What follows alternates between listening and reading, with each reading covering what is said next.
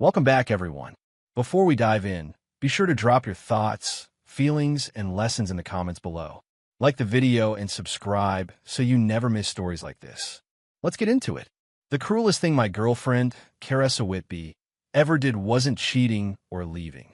It was the way she erased me in public, like I was a mistake she was finally proud to correct. In a room full of people, she smiled and told everyone, "He has no place in my life. He's just there." Then she laughed, like my hurt was entertainment. Here's how it happened. My name is Terrence Halston, and for most of my adult life, I believed love is steady work.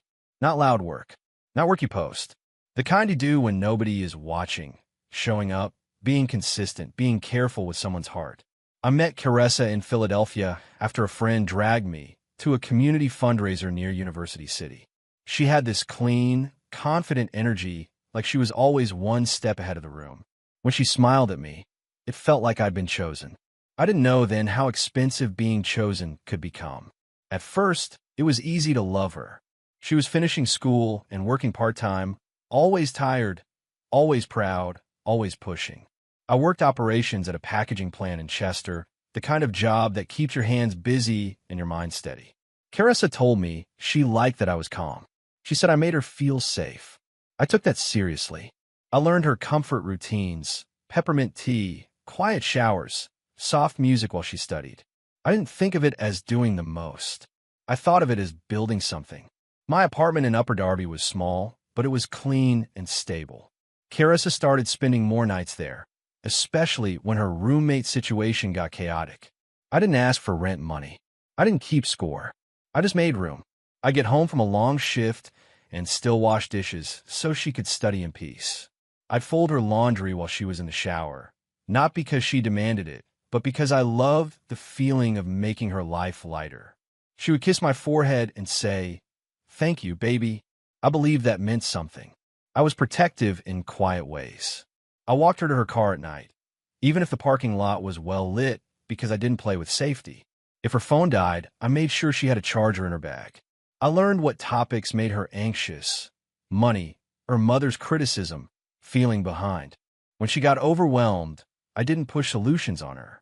I'd ask, "Do you want comfort or advice?" She used to look at me like that question alone was love. Back then, she still acted like it was. The shift started slowly, like a temperature change you don't notice until you're already sweating. Caressa got accepted into a competitive program and started talking about levels and circles. New friends, new brunch spots, more pictures, more group chats. She didn't cheat in front of me. She didn't scream at me. She just began treating me like a background item, like I was part of the furniture in the life she was redesigning. When I mentioned it, she'd sigh and say I was being sensitive. I learned to swallow things that were hurting me. I still tried to show up. I brought her dinner when she studied late in West Philly. I kept a small list in my phone of things she liked: coconut water, a certain lotion scent, the exact brand of granola she swore kept her focused. I left little notes for her. "I'm proud of you. I'm here. You don't have to carry everything alone." She would smile and take a photo of the note, but the photos stopped being about me. They became props for her story of being supported. My love was becoming a caption instead of a relationship. Around that time, she asked me for something small that turned into something big. She said her credit was in progress, and she wanted to move into a nicer place closer to Center City after graduation. "Just for 1 year," she said. "I need to be close to opportunities." I didn't want to co-sign, but she framed it like trust, like belief, like partnership. She said, "If you really see a future with me, you won't leave me stuck." The sentence landed like a quiet threat. I told myself it was temporary. I agreed. That decision stitched my name into parts of her life she didn't respect. The lease required proof of income and stable payment history. My name became the safety net under her plan. Utilities got attached to my auto pay because she said she didn't want to miss anything during finals. Her car insurance got put under my policy because it was cheaper. Her phone line got added to my plan because she said her provider was robbing her. Each change seemed reasonable alone. Together, they made me less her boyfriend and more her infrastructure. Meanwhile, Caressa's tone with me changed. She stopped asking about my day unless she needed something. If I said I was tired, she'd say, "Everybody's tired." If I said I felt disrespected, she'd say, "You're making it bigger than it is." One night, after I drove across town to bring her a charger she forgot, she looked at me like I was slow and said, "Terrence, you don't have to be so attached." Attached, like my care was a problem. I drove home in silence and sat in my car for 10 minutes before going inside. I didn't want to be the man who complains about a woman's ambition. I respected her goals. I just didn't recognize the way she was reshaping me into a tool. I kept trying to love her softly anyway. I kept making her home calm. I kept being present without demanding attention. I told myself the stress of graduation was making her sharp. I told myself the version of her that held my face in her hands on quiet nights was the real her. I told myself a lot of things because the truth was heavy. The truth was that Carissa liked how I loved her, but she didn't like me. She liked the safety. She liked the consistency. She liked the way my steadiness made her feel elevated. She didn't respect the man doing it. I started noticing how she spoke about people, how she joked about struggle relationships, how she mocked men who worked regular jobs. She'd say it around her new friends, laughing. Sometimes I'd be sitting right there, and she'd still say it. It was like she was testing how much shame I could hold without breaking. The night she publicly humiliated me, I had been running on fumes. My plant was short-staffed, and I took extra hours because bills don't wait. Carissa had texted earlier, "Don't be late. It's important." It was her cousin's engagement dinner at a restaurant near Rittenhouse Square, bright lighting, white tablecloths, and expensive plates. Everyone looked polished. I came straight from work and changed in my car. Fresh shirt, clean shoes, cologne. I wanted to represent her well. I wanted to be a good partner in her world. When I walked in, Carissa didn't stand up to greet me. She didn't smile like she used to. She glanced at me like I'd interrupted. Her friends, Delia, Corinne, Marquis, were already in a tight circle, laughing. I want to kiss her cheek. She leaned back, not dramatically, just enough to make me feel it. Then she turned to them and said, loud and smooth, "He has no place in my life. He's just there." And she laughed, like it was clever, like it was overdue. Something in me went quiet. The room didn't spin. I didn't hear a dramatic ringing. I just felt my body choose survival. A few people chuckled. Someone said, "Stop, Carissa." But it wasn't a real correction. It was playful. No one checked her like it mattered. Carissa didn't look at me to see what her words did. She didn't apologize. She didn't soften. She lifted her glass and kept talking. I sat down slowly because standing felt too exposed. My chest was tight, like a fist was inside it. I tried to swallow it and get through dinner, but I couldn't taste anything. I stared at my plate and listened to conversations about new jobs, new apartments, new trips. Carissa spoke like she was already in a different class than me. She told a story about outgrowing certain people. She didn't say my name, but she didn't have to. Her hand never reached for mine. Her eyes never asked if I was okay. She was enjoying the power of humiliating me. That's what made it cruel. Not the words, her pleasure in them. When dessert came, I excused myself and walked out. I didn't slam anything. I didn't create a scene. I didn't tell her to come outside. I walked to my car and sat with my hands on the steering wheel, staring at nothing. I wanted to cry, but I couldn't let it happen there. I drove back to Upper Darby with the radio off. Every red light felt like it lasted too long. When I got home, I didn't even take my boots off. I sat at my kitchen table in the dark and replayed her voice over and over until it stopped sounding like a joke and started sounding like a decision. Around 2 a.m., my phone lit up.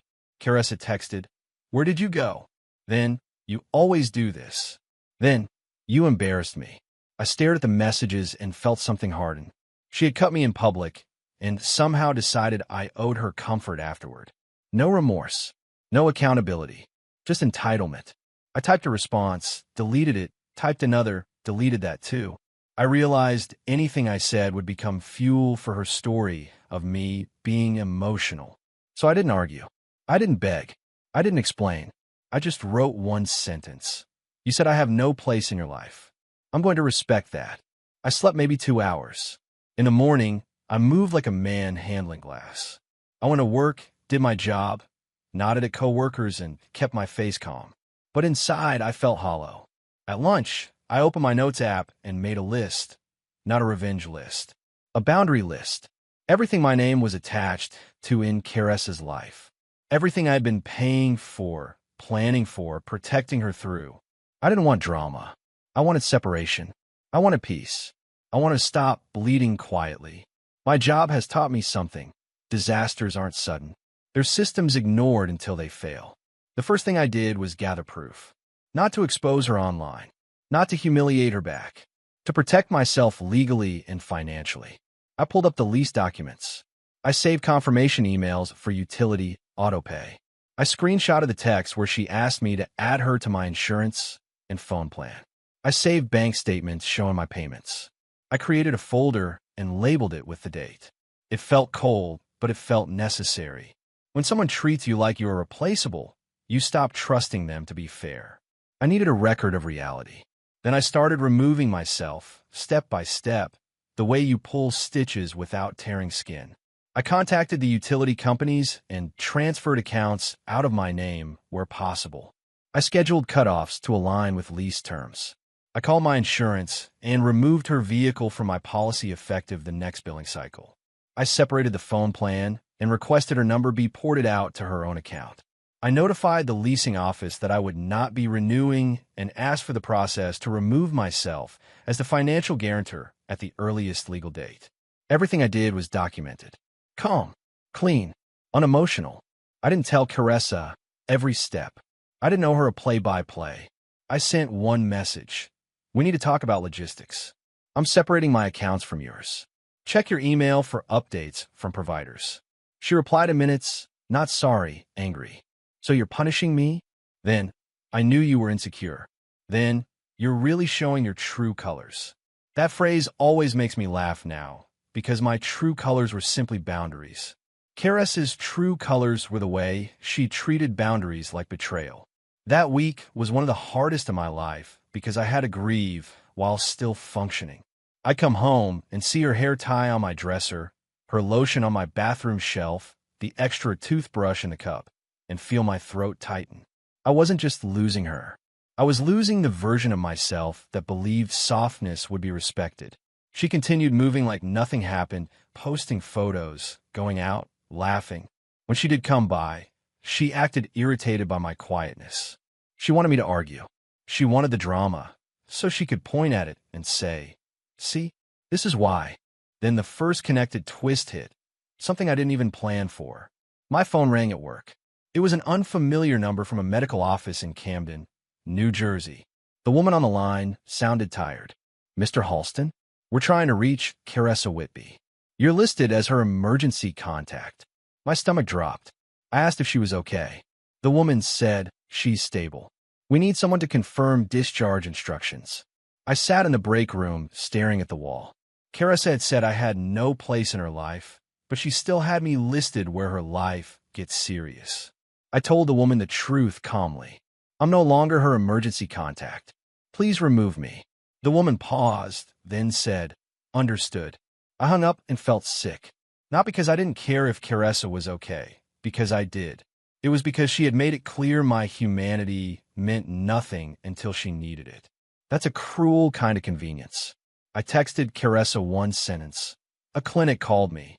Update your emergency contact information." She replied, "Mind your business." No thank you.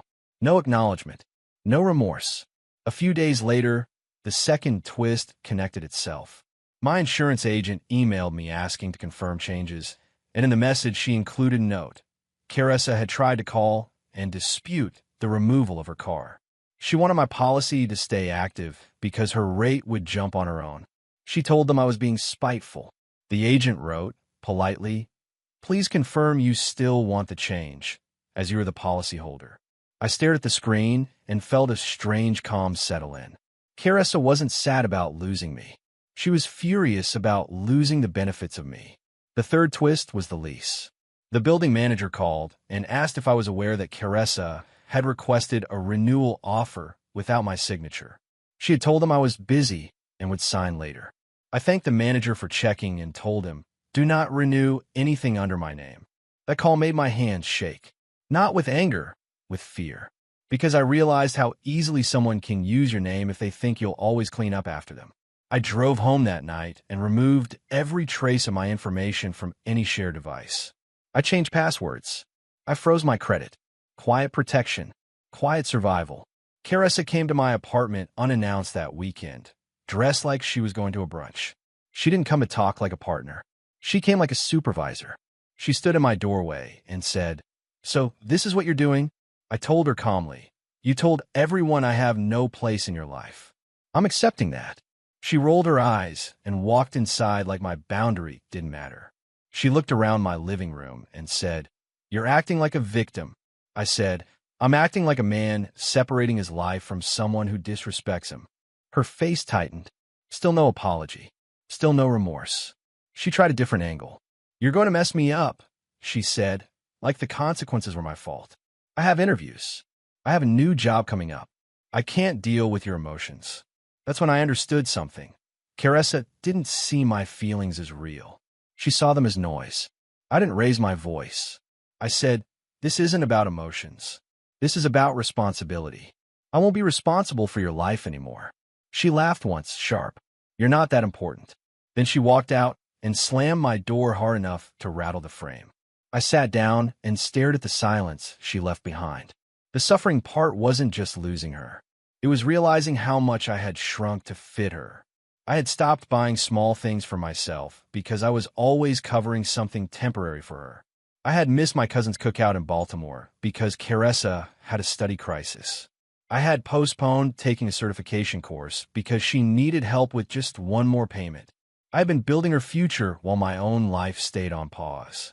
That kind of self-abandonment doesn't heal overnight. It felt like waking up after a long illness and realizing you don't recognize your own face. The next month was a chain reaction, and every link connected back to the same truth. Carissa had built her stability on my quiet work. Once I stepped away, her life didn't collapse because I attacked her. It collapsed because it wasn't hers to begin with. The utilities switched. The phone plans separated. The insurance ended. The lease renewal got blocked. None of it was dramatic, but it was relentless. Life doesn't care about pride. It cares about payment dates. Carissa didn't adjust. She got angrier. She called me names. She told mutual friends I was bitter. Not one time did she say, "I hurt you." Around mid-month, my phone rang again. This time it was Carissa's new employer's HR department, an office in King of Prussia where she had interviewed. The woman asked if I could verify some contact information because my number was listed on a form Carissa submitted. My stomach turned. It wasn't just emergency contact. It was professional paperwork. My name was still attached to her life, like a handle she expected to keep grabbing. I told HR, carefully, "Please remove my number. We're no longer together." The woman said, "Understood." When I hung up, my hands were steady. My heart was not. Carissa showed up that evening furious, like I had sabotaged her. "Why would you tell them that?" she demanded. "You made me look unstable." I looked at her and realized she truly believed reality was optional. I said, "You made yourself look unstable by listing someone you publicly disrespected." Her eyes narrowed. "I didn't disrespect you. You're just sensitive." That word again. Sensitive. Like it was a flaw. I said, "You told a room full of people I had no place in your life." She shrugged like it was nothing. It was a joke. I held her gaze and said, "It was a truth you enjoyed saying." She had no response, just a cold stare. This is where another twist connected, one I didn't see coming until it was already in my hands. A letter arrived addressed to me, but referencing Carissa's address downtown. It was a collection notice, small but specific. She had attempted to open a line of credit and used my information as a reference contact without telling me. Not a full identity theft situation, but enough to bind my name to her financial mess. I read the letter twice, then sat down slowly. The humiliation dinner wasn't just cruelty. It was a warning. She didn't respect boundaries, and she felt entitled to my name, my steadiness, my protection, while laughing at my value. I didn't call her to scream. I handled it the way I handle everything, quietly, correctly. I disputed the reference. I filed a note with the bureau. I locked my credit. I kept copies of every document. I started checking my accounts more often. I tightened my life like a man securing his home after realizing someone had been leaving the door unlocked. The emotional cost of that is hard to explain. It's not just anger. It's grief. It's realizing the person you loved would have let your life burn as long as they stayed warm. Carissa didn't know any of that yet. She was busy maintaining her image. She kept going to dinners, events, little celebrations, smiling in pictures. But behind the scenes, practical life started taking pieces from her. Her car got flagged for coverage issues when she tried to renew registration. She called me and said, "Did you remove my car?" I said, "Yes." She said, "Why would you do that?" I said, "Because my name isn't your safety net." She scoffed and said, "You're so petty." No apology. No responsibility. Just contempt. She hung up on me like I was the one who had broken something sacred. The next week her phone line switched over and she lost service for almost a full day because she didn't complete the account transfer correctly. She called me from a friend's phone, furious, saying I was doing too much. I said, "You're an adult. Set up your own account." She said, "You think you're teaching me a lesson." I said, "I'm protecting my life." She laughed and said, "You're not even important like that." That sentence didn't hurt the way it would have before. It sounded like someone stepping on a bridge they don't realize is already missing. My suffering deepened in a different way. Without Carissa's demands filling my time, I had space to feel everything I'd been avoiding. I started waking up at 4 a.m. with my mind racing. I'd drive to work and replay moments, times she dismissed my feelings, times she used my support like it was owed, times I ignored my own discomfort to keep the peace. Sometimes I'd sit in my car after work and stare at the steering wheel, not ready to go inside. My apartment felt quiet, but not peaceful yet. It felt like a room where an argument had happened and the air still remembered. I didn't run to social media. I didn't start dating to prove anything. I didn't join anything public. I did small, private repairs. I started going to the gym early, not to transform my body for revenge, but to give my nervous system a place to release pressure. I began cooking meals on Sundays and packing my lunch with care like I mattered. I called my cousin in Baltimore and apologized for missing so many things. He said, "You're here now." That sentence healed something in me. Being here now. Being mine again. Carissa, on the other hand, kept trying to pull me back in her orbit whenever her life demanded a reliable person. The strangest part was how predictable it became. If she wanted comfort, she'd text something soft. "I miss you sometimes." If she needed something, she'd text directly. "I need you to handle this." When I didn't respond, she'd flip to insults. "You always were weak." She tried every lever she'd used before: guilt, pressure, mockery. None of it came with remorse. She didn't miss me. She missed what my presence did for her. The most painful connected twist happened on a Tuesday. I was on shift when my supervisor called me into the office. He looked uncomfortable. "Terrence," he said, "someone contacted the front desk asking for you." It was Carissa. She had come to my job, not because she was sorry, because her car had been towed after being parked somewhere she shouldn't have during a meeting downtown, and she needed a ride. She needed help. She needed rescue. She needed the place she claimed I didn't have. When I stepped into the lobby, she stood there with her arms crossed like I owed her. "You're really going to leave me stuck?" she asked. I looked at her face and felt something old rise. Instinctive protectiveness. The version of me that used to rush to solve her problems pushed forward. But then I remembered the dinner, the laughter, the way she watched me swallow humiliation and kept sipping her drink. I remembered her calling my feelings an inconvenience. I remembered her using my name without respect. I said, calmly, "Call a rideshare or a friend." Her eyes widened like I slapped her.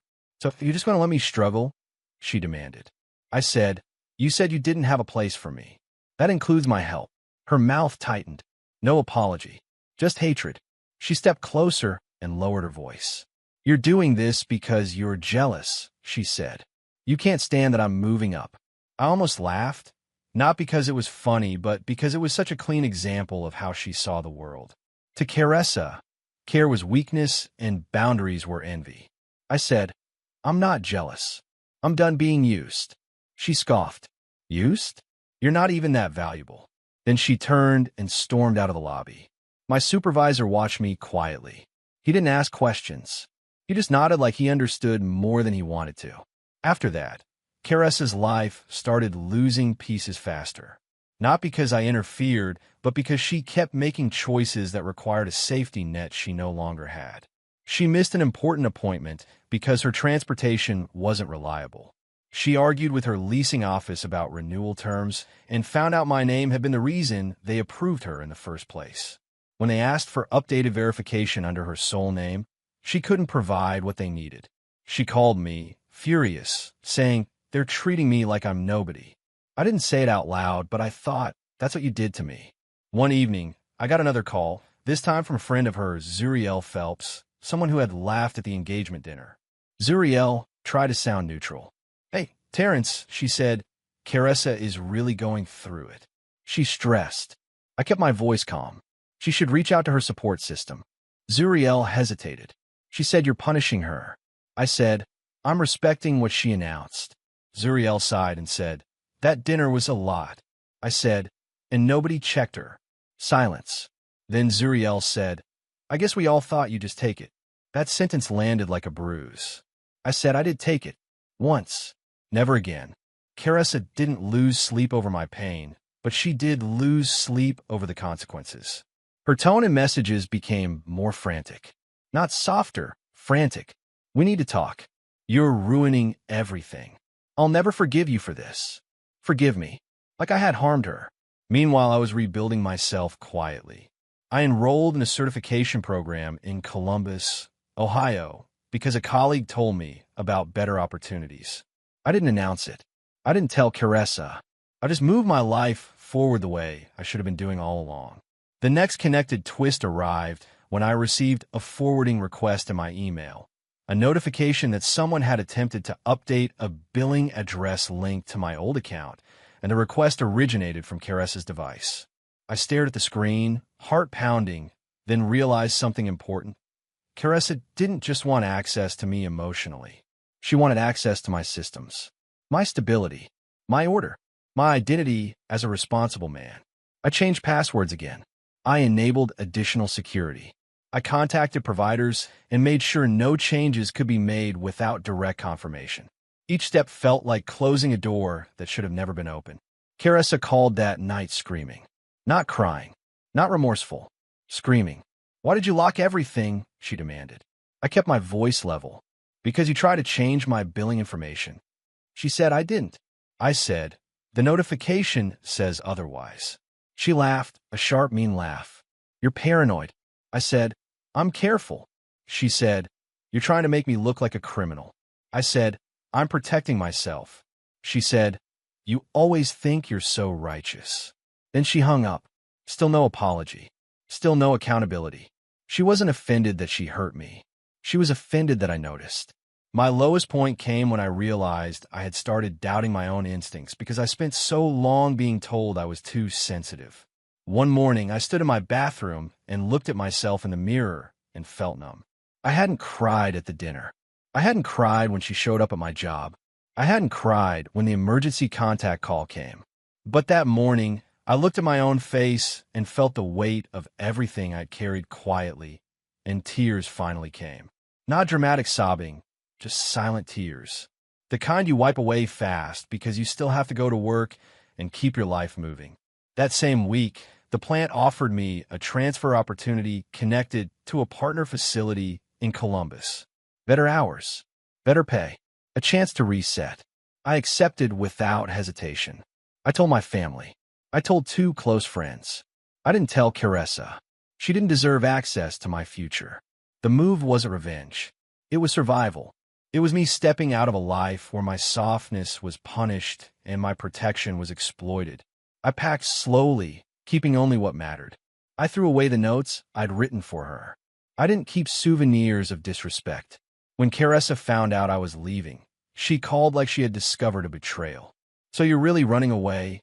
she said. I said, "I'm moving forward." She said, "After everything I did for you?" I almost laughed again. Everything she did for me. I said, "Name one thing." She went silent for half a second, then said, "I gave you a purpose."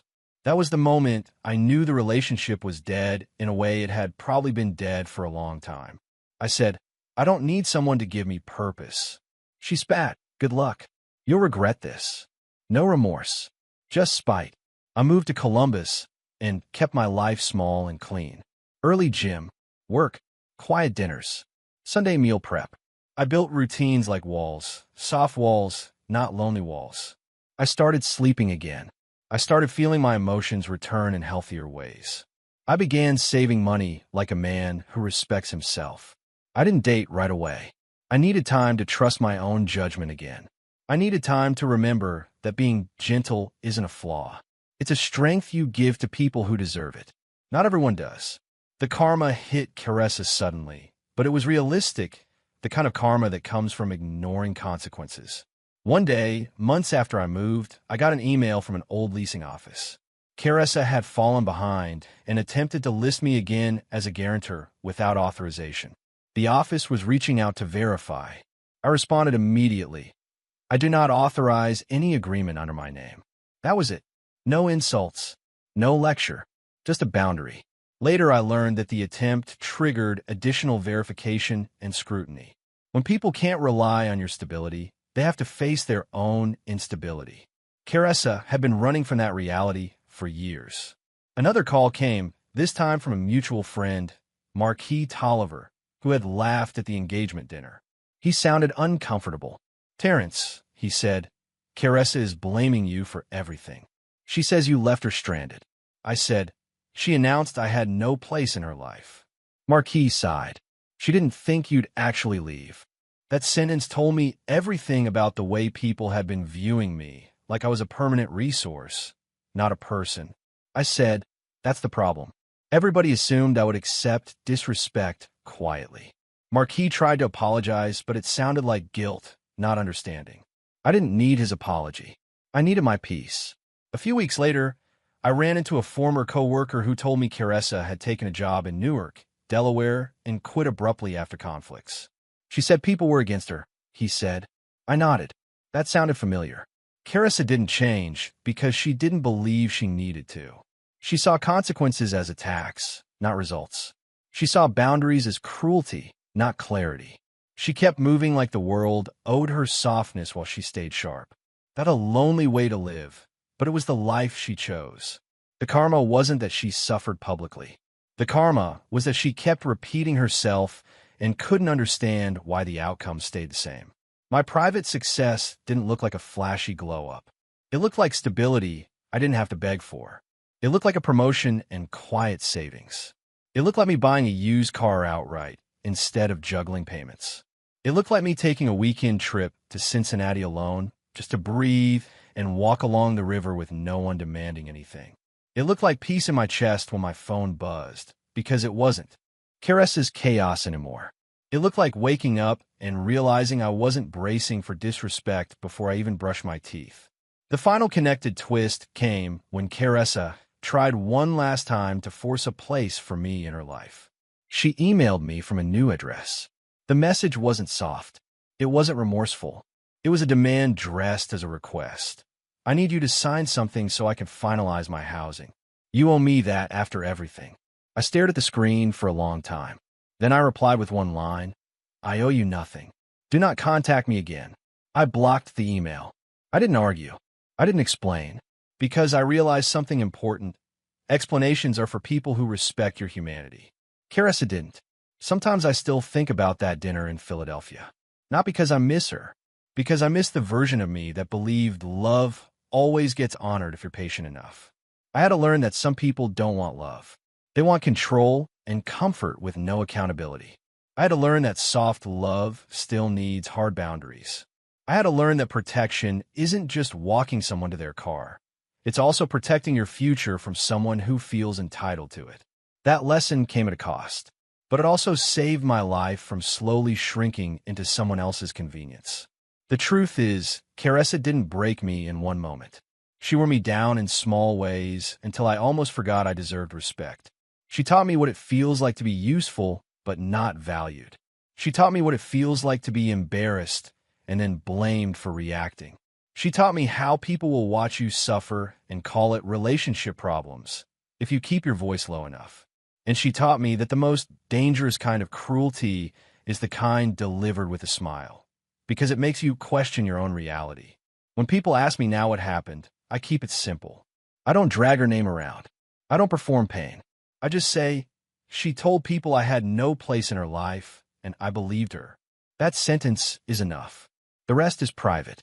My growth is private. My peace is private. My wins are private. I didn't need to ruin Caressa. I just needed to remove myself from being used.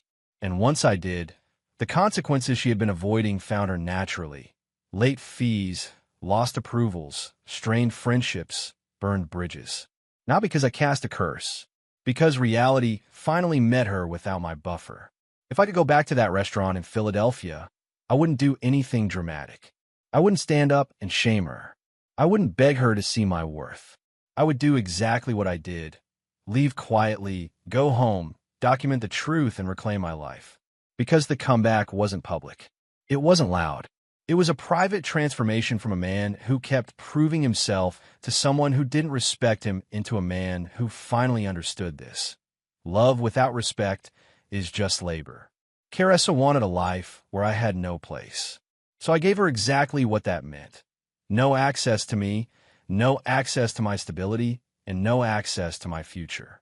If this story just reminded you that love without respect is labor, do me a favor, subscribe.